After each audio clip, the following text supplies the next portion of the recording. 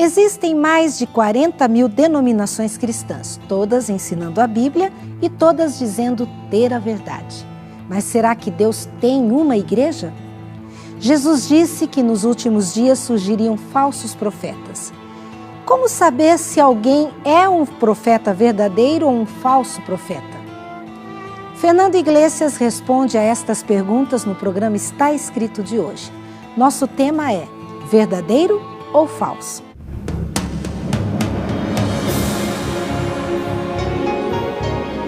Ele permaneceu através dos tempos. O livro de Deus, a Bíblia. Indispensável em nosso mundo complexo. Está escrito. Transmitindo esperança ao redor do mundo. Apresentado por Fernando Iglesias. No último programa eu contei a história de William Miller, que estudou uma profecia bíblica maravilhosa e fez com que ele pensasse que Jesus voltaria em outubro de 1844. Miller estava certo na data, mas o evento que iria ocorrer, segundo a Bíblia, não era a volta de Jesus, mas o início do julgamento no santuário celeste. Como Miller era um homem muito sincero, muitos o seguiram, pois a data era inegável. Uma pessoa que viveu aqueles dias esperando a volta de Jesus escreveu o seguinte: esse foi o ano mais feliz da minha vida. Quem disse isso foi uma jovem de 17 anos chamada Ellen, que viveu cada momento do desapontamento que aconteceu em 1844. Aquele em que as pessoas esperavam a volta de Jesus para 22 de outubro. Mas quando chegou meia-noite, o que restou foi o seguinte: de um lado, os gozadores, eles riam, davam gargalhadas, faziam chacotas apontando o dedo para o outro grupo e riam cada vez mais alto. Do outro lado, os que eram alvo da gozação. Eles choravam em meio a lágrimas, muita tristeza e vergonha. Alguns estavam vestidos de roupas brancas em algumas cidades. O tecido branco desapareceu nas lojas, tanto as pessoas procuraram para esperar o Senhor Jesus. Foi um golpe na fé daqueles que esperavam a volta de Jesus para aquela data. A maioria não suportou e abandonaram as igrejas, não querendo mais saber nada de Bíblia, se tornaram céticos, descrentes. Estava acontecendo exatamente o que a palavra de Deus dizia que iria acontecer em Apocalipse 10:10. Eu, João, tomei o livrinho da mão do anjo e o devorei, e na minha boca era doce como mel. Quando, porém, o comi, o meu estômago ficou amargo. O livrinho era o livro de Daniel. A mensagem era a volta de Jesus. A mensagem de sabor doce na boca havia se tornado amarga no estômago. A volta de Jesus, no dia 22 de outubro de 1844, era uma mensagem doce. Mas como Jesus não veio, a mesma mensagem se tornou uma amargura, uma decepção, um grande desapontamento. Mas houve, na realidade, um pouquinho de gente que permaneceu fiel a Deus. Um restinho que, apesar da tristeza, permaneceu confiante no Senhor. Este pequeno povo pode ser chamado de remanescente. Remanescente significa o que sobra. Ao longo da história, Deus sempre teve o seu remanescente. Você se lembra do dilúvio? No mundo inteiro, apenas 8 pessoas foram salvas. Apenas Noé e sua família. Você acha pouco? E em Sodoma e Gomorra, que foram apenas 3. Apenas Ló e suas 2 filhas. Aliás, o próprio Deus, quando escolheu Israel, disse em Deuteronômio 7, de 6-8, porque vocês são o povo escolhido do Senhor Deus. O Senhor os escolheu de todos os povos que há sobre a terra, para vocês serem somente dele. Não teve o Senhor afeição, nem os escolheu, porque vocês são mais numerosos do que qualquer povo. Pelo contrário, vocês são o menor de todos os povos, mas o Senhor os escolheu porque Ele ama vocês. Por isso, não fiquem impressionados com os números. Jesus mesmo disse em Mateus 18:20, porque onde estiverem 2 ou 3 reunidos em meu nome, aí estarei eu no meio deles. Toda vez que você procurar na Bíblia, você vai encontrar uma minoria ao lado de Deus. Não porque Deus não ame a todos, mas é que a grande maioria sempre escolheu ficar longe de Deus. E mesmo entre aqueles que escolhem servir a Deus, a maioria prefere o caminho largo. Servem a Deus à sua maneira. Mas por que Deus quer um povo remanescente?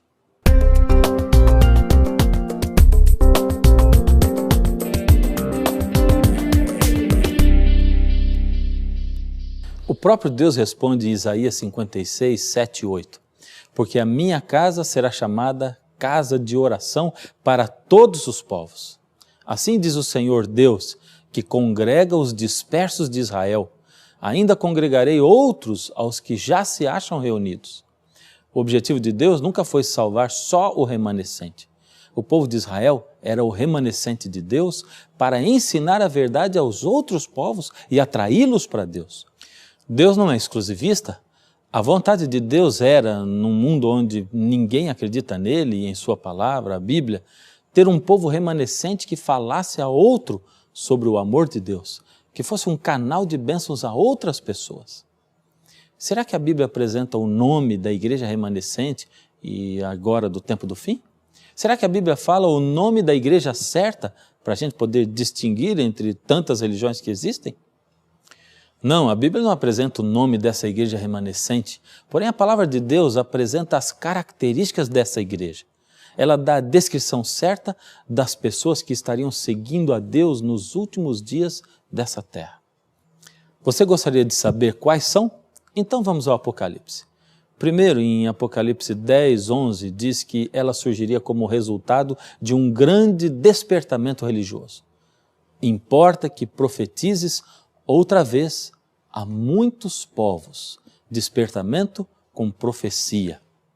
Segundo Apocalipse 14,6 diz que pregaria o evangelho eterno, os últimos 3 recados, as últimas 3 mensagens de Deus à humanidade, as mensagens dos 3 anjos do Apocalipse. Vi outro anjo voando pelo meio do céu, tendo o evangelho eterno para pregar aos que se assentam sobre a terra, e a cada tribo, nação, língua e povo. Apocalipse 14, 12 diz que guardaria todos os mandamentos da lei de Deus, inclusive o 4º mandamento, que ordena a observância do sábado. Aqui está a perseverança dos santos, os que guardam os mandamentos de Deus e a fé em Jesus. Apocalipse 12, 17 diz que essa igreja teria o testemunho de Jesus. Irou-se o dragão, que é Satanás, contra a mulher, que é a igreja, e foi pelejar com os restantes da sua descendência, os que guardam os mandamentos de Deus e têm o testemunho de Jesus. Você viu aqui os restantes ou o remanescente? Apocalipse 19, 10 diz também que essa igreja teria o dom profético. O texto diz assim: estou aqui para ajudá-lo, a você e a todos que têm o testemunho de Jesus, porque o testemunho de Jesus é o espírito de profecia.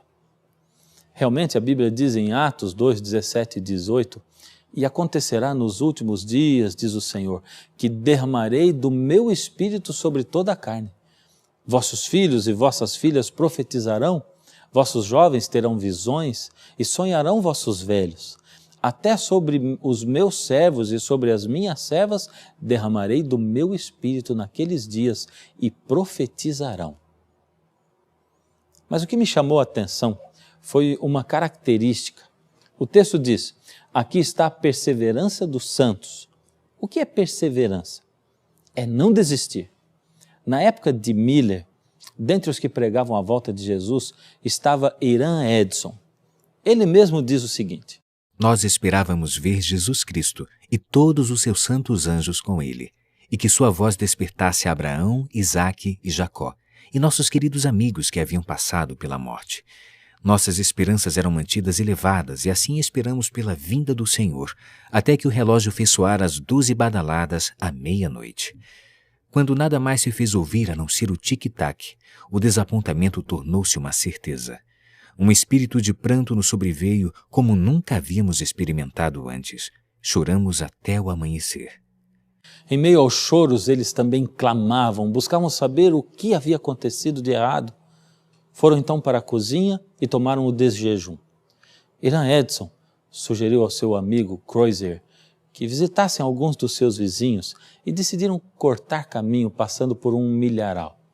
E foi ali que Edson disse o seguinte: detive-me em meio ao campo, O céu parecia se abrir e vi distinta e claramente que em lugar de nosso sumo sacerdote sair do lugar santíssimo e vir para a terra, ele pela primeira vez estava entrando nesse dia no segundo compartimento, o Santíssimo. Jesus tinha uma obra para realizar antes de vir à terra.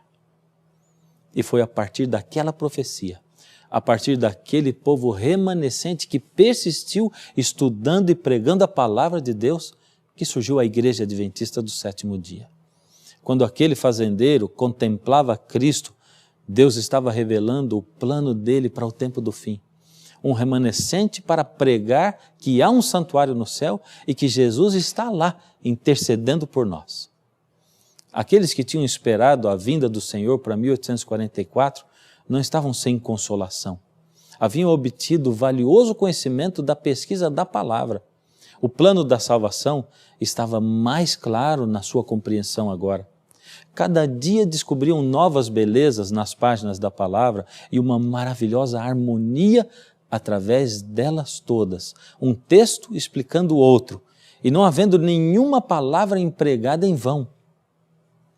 O que você faria se de repente tivesse uma visão profética, e nela Deus mandasse você contar a todos o que você havia visto? Falaria ou teria medo do que os outros pensariam?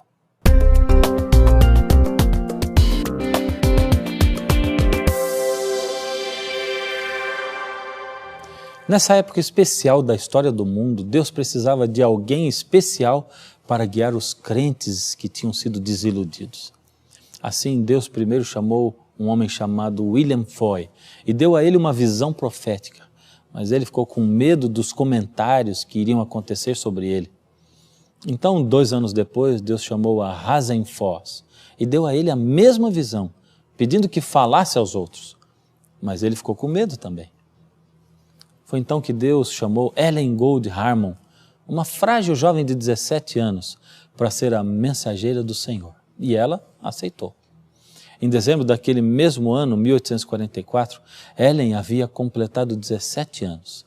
Em novembro, foi de cadeira de rodas visitar a senhora Haynes, uma amiga que reunia um pequeno grupo de amigas para orar.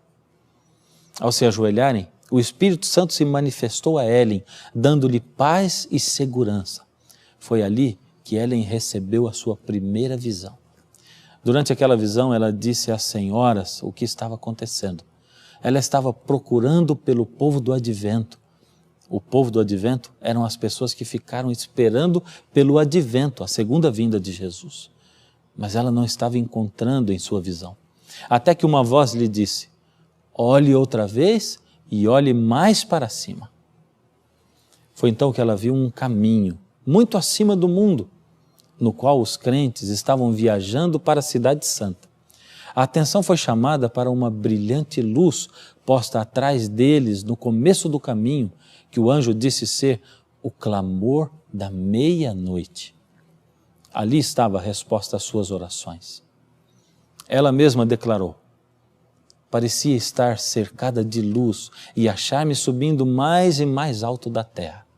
Voltei-me para ver o povo do advento no mundo, mas não pude achar, quando uma voz me disse: olha novamente e olha um pouco mais para cima. Com isso, olhei mais para o alto e vi um caminho reto e estreito, levantado em um lugar elevado do mundo. O povo do advento estava nesse caminho, a viajar para a cidade que se achava na sua extremidade mais afastada. Tinham uma luz brilhante colocada por trás deles no começo do caminho, a qual um anjo me disse ser o clamor da meia-noite.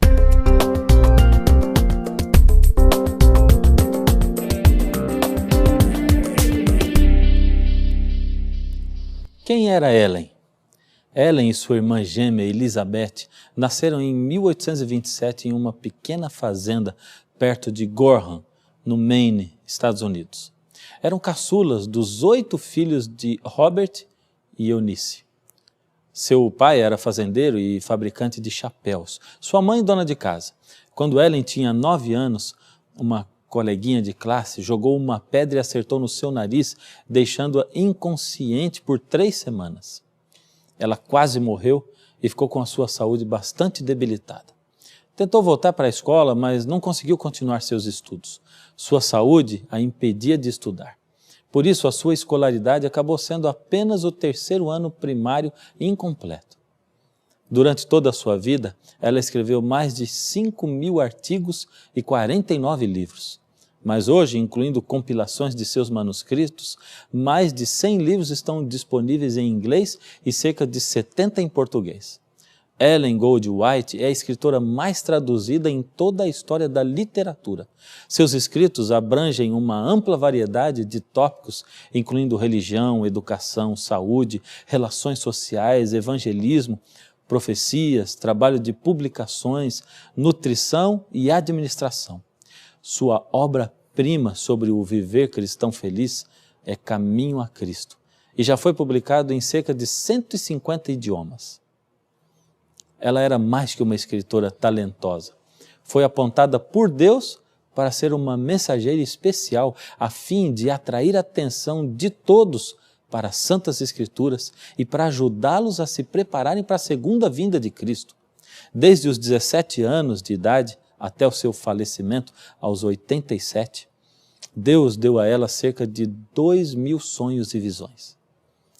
As visões variavam de duração, podendo ser de menos de 1 minuto até cerca de 4 horas. O conhecimento e conselhos recebidos através dessas revelações foram por ela escritos a fim de serem compartilhados com outros. Assim, seus escritos são aceitos como inspirados por todas as pessoas. E a qualidade excepcional dessas obras é reconhecida mesmo pelos leitores ocasionais. Aí você poderia me dizer, bom, mas há poucos programas atrás a gente estava estudando sobre o profeta verdadeiro e você disse que se uma igreja usa outro livro ou outros livros fora a Bíblia e se baseia neles para a salvação, que essa igreja não é a igreja verdadeira? E isso continua sendo a verdade? Você tem toda a razão em dizer isso. A Bíblia contém toda a verdade que já foi revelada ao homem. Depois da Bíblia, não pode haver nenhuma outra nova verdade, nova revelação. Acontece que o dom de profecia não é apenas para fazer previsões do futuro. O dom profético dado por Deus, desde a Bíblia, desde o Antigo Testamento, era principalmente para se ter a capacidade de ensinar as Escrituras. É exatamente isso que Ellen faz. Ela nunca acrescentou uma nova verdade, nunca trouxe uma nova doutrina, e nós devemos ser capazes de entender a Bíblia e explicá-la sem o auxílio de qualquer outro livro, mesmo os de Ellen.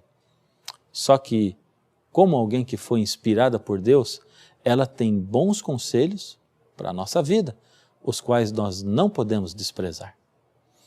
Aí outros poderiam dizer, mas você fica aí dizendo que ela foi inspirada por Deus, com que autoridade você diz isso? Nós podemos ver agora algumas declarações de Ellen White que a ciência só veio a descobrir depois de muito tempo. Ashley Montagu escreveu em 1954 sobre as influências da mãe sobre o filho durante a gravidez. E isso foi uma grande novidade da medicina na época, mas Ellen White já havia afirmado isto em 1890. Ela havia afirmado que atitudes e comportamentos da mãe afetavam diretamente o bebê antes mesmo do nascimento. Quer mais um exemplo? Você sabe que uma das descobertas mais recentes da psicologia é a de que temos inteligências múltiplas. E ultimamente só se fala em inteligência emocional. Mas Ellen White já escreveu no século passado sobre inteligência múltipla e inteligência emocional. Mais um exemplo? Em 1865, ela disse que é importante permitir que o sol e o ar fresco entrem nos quartos todos os dias. Apenas 80 anos mais tarde, o Dr. Lawrence Garrod, professor de bacteriologia da Universidade de Londres, descobriria que o sol mata as bactérias. Mais um exemplo, em 1905 ela escreveu que o café pode ser prejudicial à saúde. Só no século seguinte, cientistas descobriram que a cafeína, componente ativo do café e de muitos refrigerantes, altera o ritmo do coração e faz a pessoa ficar deprimida. Só mais um exemplo.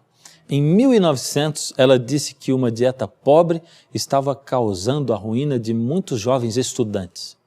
Hoje, já se sabe sobre a influência da dieta no rendimento escolar e comportamento do aluno. Você gostaria de saber se Ellen White é uma profetisa verdadeira ou falsa?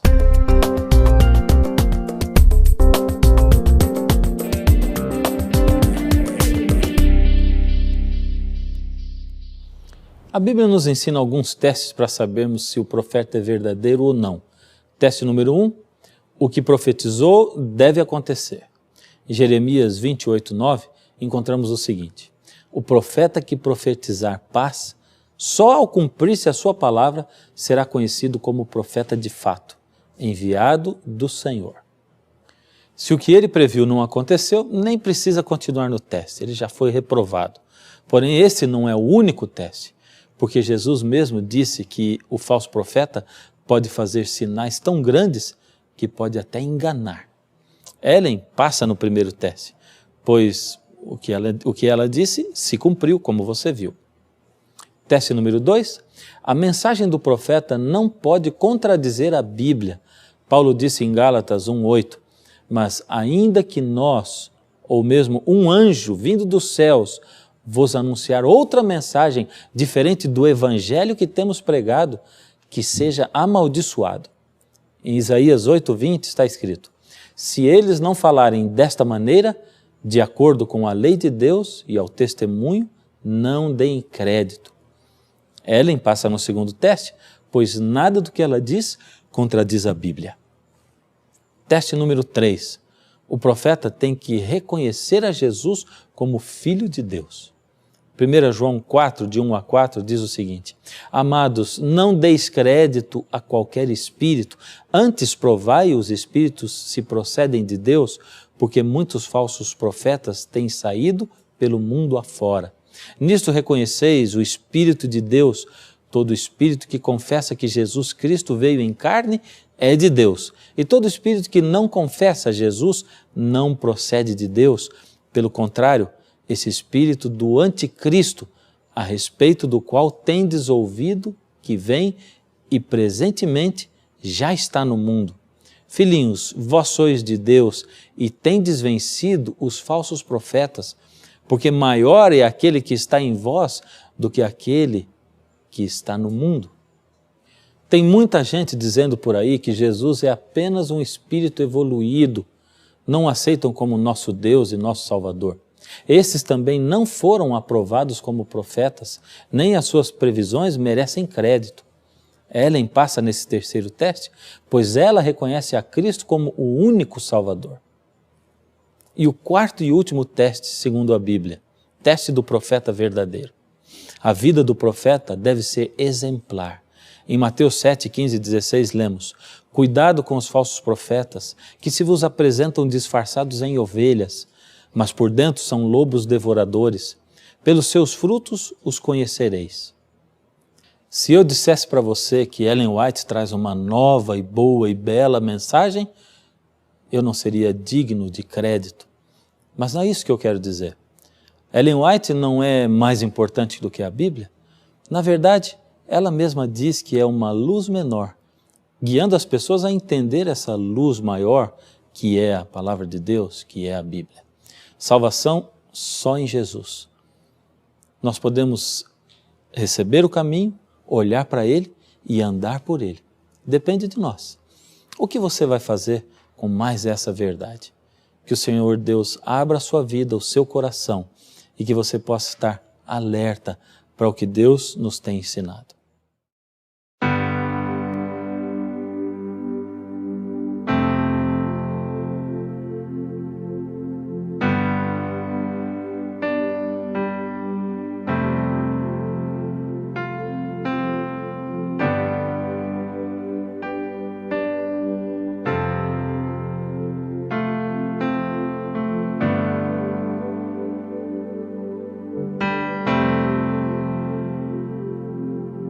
Sempre na história vemos remanescentes de Deus, gente que se entregou para ser somente seu.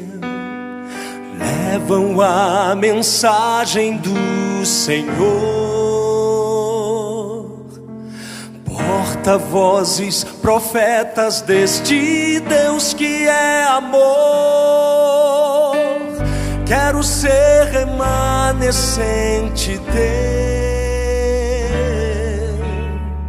separado para revelar o teu querer. Ó meu Pai, eu quero ouvir tua voz. Vem cumprir em mim o teu querer. Cumpra em mim o teu querer. Aleluia. O Senhor me julgará pela luz que recebi. Ele quer que eu obedeça o que eu já aprendi. Mas só um caminho leva a Deus. Cristo é a verdade que revela a salvação. Quero ser remanescente teu, separado para revelar o teu querer. Ó meu Pai, eu quero ouvir tua voz. Vem cumprir em mim o teu querer. Cumpra em mim o teu querer. Quero obedecer ao ouvir a sua voz. Que a minha voz seja a sua voz em mim.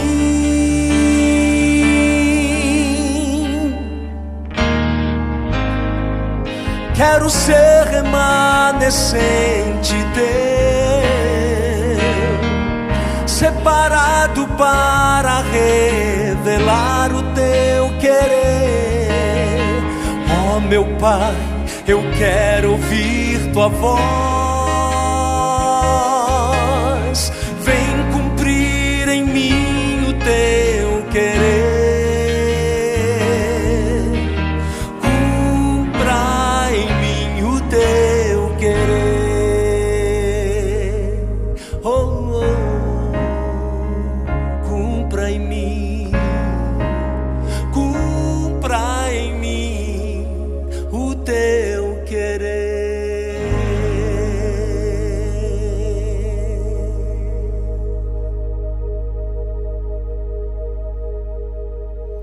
Vamos orar juntos? Deus amado, mais uma vez, ao terminarmos de estudar a sua palavra, encontramos uma verdade maravilhosa. Que o Senhor nos ajude a estarmos sempre seguros na sua palavra e somente nela. O Senhor nos ajude sempre a encontrarmos nela o consolo e a salvação. Mas que o Senhor nos ajude a abrir os olhos para aquilo que o Senhor tem dito para nós, através dos seus servos, os profetas. Permanece conosco hoje, em nome de Jesus. Amém.